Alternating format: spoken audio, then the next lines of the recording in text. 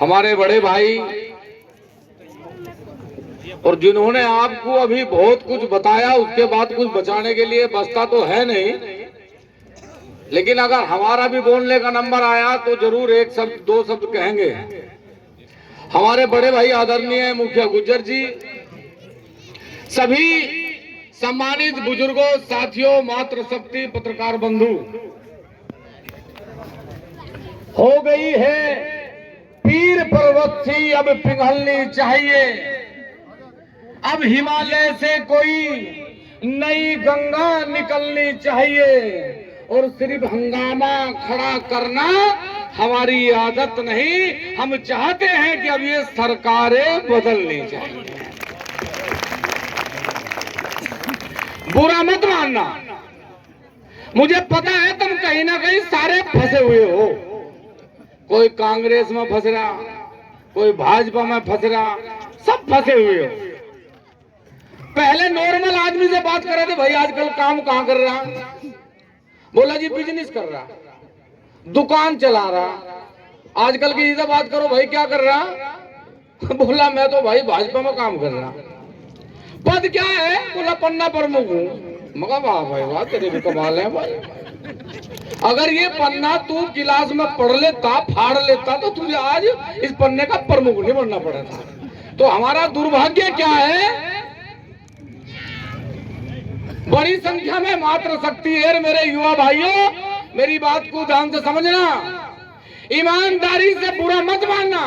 सन 2014 में जब पहली बार आप हिंदुओं के नाम पे हिंदुओं की सरकार लाए, तो हम ये बात पूरी ईमानदारी से कह सके कि आपके मन में सिर्फ एक बात पैदा करी गई कि जिस दिन ये सरकार आवेगी, इस देश का सारा मुसलमान पलायन करके यहाँ से चला जाएगा और हम इनके घरों पे, इनकी जमीनों को आराम से बैठ जाएगा। आपको ये नहीं पता था कि पलायन तुम्हारा होना है मेरे भाई, तुम्हें ये नहीं पता था कि जमीन तुम्हारी जानी है, और वो दिन तुम्हारे सामने आया।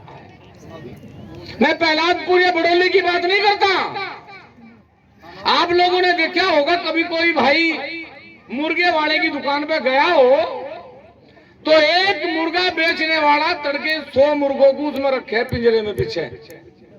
एक ग्राहक जावे, एक मुर्गा निकाल ले, उसे काटे और ग्राहक को दे दे, तो 99 15 मिनट 20 मिनट जब तक दूसरा ग्राहक नहीं आता, वो 99 मुर्गे समझते हैं कि भाई हमारी जान बच गई।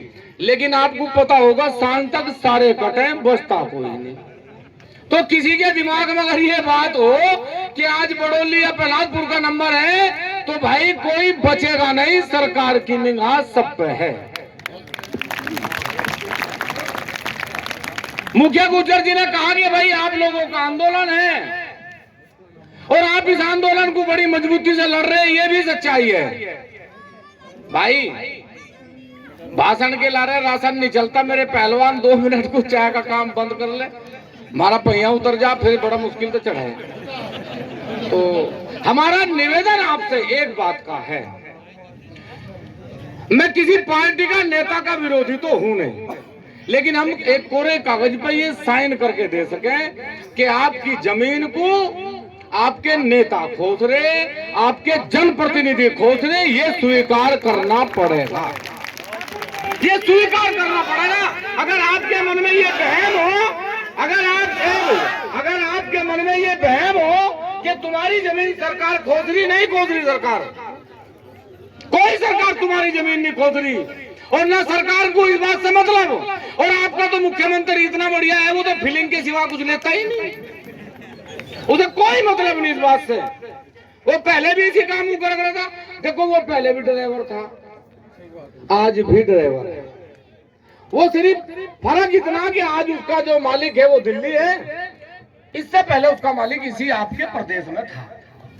लड़ाई किसके साथ लड़नी है? इनके साथ लड़नी जो उनसे यहाँ है, इनके साथ। अगर इनके साथ लड़ाई लड़ने का हो मन, चाचा ताऊ रिश्तेदारी भूल के अगर इनके घरों पे ताला मारने का धारा हो जुगाड़, तो फिर तो लड़ाई जीत सको भाई।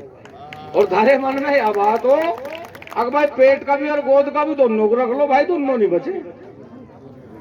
तो इलाज इनका करो जिन्हें तुमने जिता रखा, और उन्हें एक बात कहो कि आज लो हमने जीवन में तुम्हें कभी चुनाव नहीं हारने दिया, तो आज बड़ोली भी हार नहीं चाहिए, जीतनी चाहिए। ये समझाओ ना भाई। वो थोड़ी कि वो दिल्ली की पार्लियामेंट में जाके आनंद करेंगे, हम यहाँ धरने में बैठेंगे। उन्हें शर्म नहीं आनी चाहिए कि भाई आज हमारी मातृशक्ति यहाँ है, उन्हें लिहाज नहीं आती इस बात की। तो भाई हमारा तो आपसे निवेदन है, हमारा क्या भाई, हम तो आप लोगों के लिए ही बने। हमें तो यहाँ बुलाया, यहाँ भी आवेंगे। हमें पाकिस्तान के बॉर्डर में बुलाओगे, वहां भी आवेंगे। हमें दिल्ली के लिए बुलाओगे, दिल्ली भी आओगे। भाई हम थोड़ी छोड़ सके आपको, आपका सांसद और विधायक ही तो छोड़ सके आपको।